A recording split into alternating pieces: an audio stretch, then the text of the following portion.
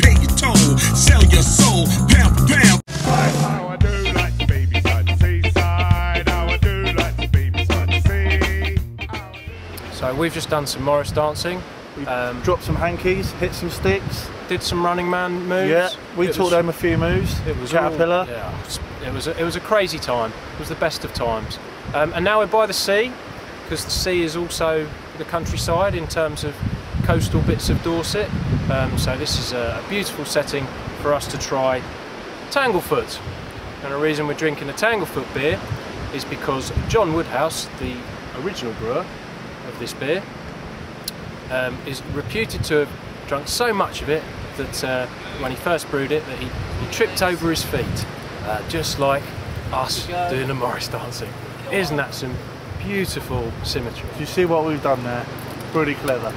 Now Tanglefoot, if you mention Badger beers to most people outside of Dorset, talk of Tanglefoot comes to the fore quite a lot. It's one of their most famous beers. It's their kind of one of their signature ales, and it's a fantastic, well balanced, well put together beer. Should we give it a pour? Let's give it a pour.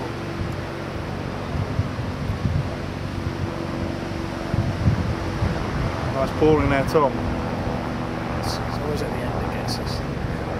It wasn't until that bit. Okay, as you see, again, don't textbook pour. Don't pour it like that. Now, it's a lovely dark gold colour. It's 5%, and the thing with Tanglefoot is that it's the thing with Tanglefoot is it's devilishly drinkable, which is a lot easier to say before you've had one than after. They should call it Tangle Tongue. They should Tangle Tongued. Oh, you wag. Crazy. So anyway, this is a very fruity beer, and the secret behind this is, what is it? It's yeast. Yep. Yeast is obviously very important in the process of beer making.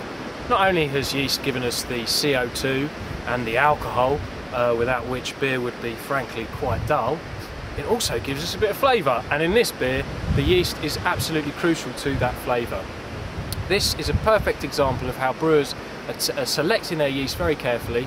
It's the same yeast that's been used since it was first brewed, so they really protected that yeast, and it's a fantastic flavoursome yeast that gives it, well, what does it give it then? Let's give it a smell. Well, the thing with yeast is that people don't realise is that a lot of the fruit flavours you get in beer is from the yeast. It's not from the malt, it's not from the hops sometimes, it's often from the yeast.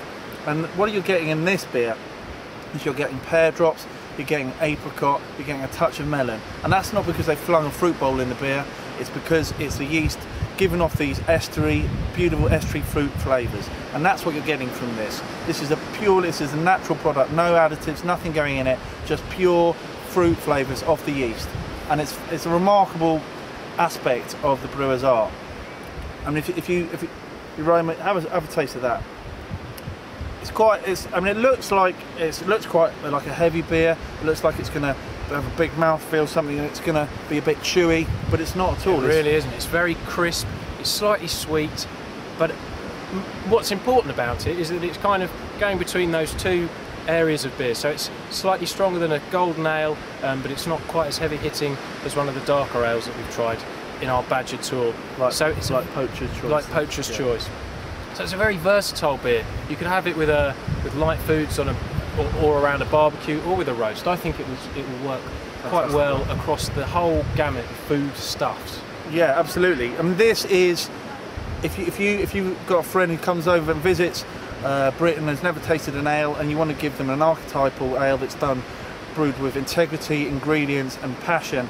This is the beer you want to give them. This is your archetypal British ale, and drinking it by the sea after throwing some shakes with some Morris dancers, I can't think of anything better. Don't drop your hanky. Don't.